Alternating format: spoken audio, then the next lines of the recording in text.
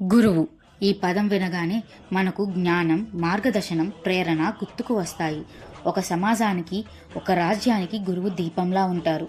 అటువంటి గురువుల్లో విశిష్టుడైన ద్రోణాచార్యుడు కేవలం విద్యాబోధకుడే కాకుండా తన శిష్యులకు ధైర్యం, క్రమశిక్షణ, సమర్థత వంటి గుణాలను కూడా ఆవిష్కరించిన వ్యక్తి.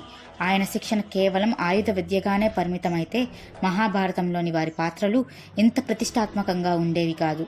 ద్రోణాచార్యుడు తన విద్యాబోధనలో కేవలం ఆయుధాలు ఎలా ఉపయోగించాలనే కాదు, ధైర్యం, క్రమశిక్షణ, ఆత్మవిశ్వాసం వంటి అత్యంత కీలకమైన గుణాలను కూడా తన శిష్యులకు నేర్పారు. ఆయన శిక్షణ తీరే ప్రత్యేకం. ప్రతి శిష్యుల్లోని లోపాలను దిద్దుతూ వారి ప్రతిభను వెతికితీసే ప్రయత్నం ఆయన శ్రద్ధగా చేసేవారు. పాండవుల్లో అర్జునుడు ద్రోణుని ప్రశంసలకు పాత్రుడయ్యారు. ప్రతి క్షణం తన సాధనలో అంకిత భావంతో మెరుస్తూ అర్జునుడు అందరి కళ్ళ ముందు అత్యుత్తమ శిష్యుడిగా నిలిచారు.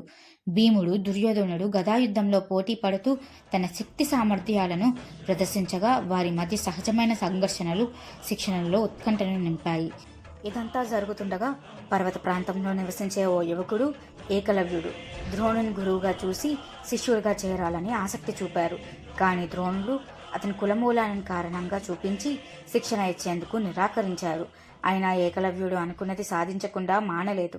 ఆయన ప్రతిమను తయారు చేసి దానిని గురువుగా భావించి స్వయం శ్రద్ధతో ధనుర్విద్యలో ప్రావీణ్యం పొందారు.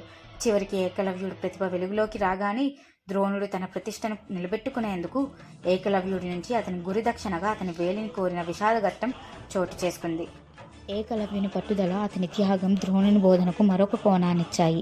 ద్రోణుని గాథ మనకు గుర్తు చేసేది ఒక మంచి గురువు కేవలం విద్యాప్రాప్తికి మాత్రమే కాకుండా సమాజానికి మార్గదర్శకత్వానికి అందించే శక్తి అని.